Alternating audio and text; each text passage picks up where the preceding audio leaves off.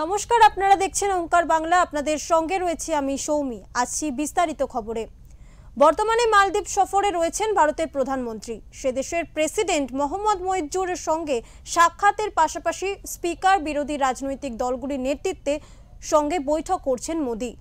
ভারত ও মালদ্বীপের মধ্যে দ্বিপাক্ষিক সম্পর্কের গভীরতার উপর জোর দেন ভারতের প্রধানমন্ত্রী। তিনি বলেন, ভারত মালদ্বীপ সম্পর্ক শতাব্দী প্রাচীন। আমরা প্রতিবেশী, অংশীদার এবং প্রকৃত বন্ধু, যারা প্রয়োজনের সময় পরস্পরের পাশে দাঁড়ায়।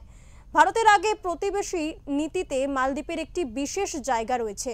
এটি কেবল কূটনীতি নয়, বরং গভীর আত্মীয়তার সম্পর্ক। প্রধানমন্ত্রী মোদি আরো বলেন, মালদ্বীপের ৬০তম স্বাধীনতা দিবসে সম্মানিত অতিথি হিসেবে এখানে আসা আমার জন্য সম্মানের।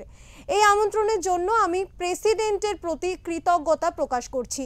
ভারতের সকল জনগণের পক্ষ থেকে আমি মালদ্বীপের জনগণকে আন্তরিক শুভেচ্ছা জানাই। চলতি বছরে মালদ্বীপ স্বাধীনতার ৬০তম বার্ষিকী উদযাপন করছে। কাকতালীয়ভাবে ভারত মালদ্বীপ সম্পর্কেরও এবছর ৬০তম বর্ষপূর্তি।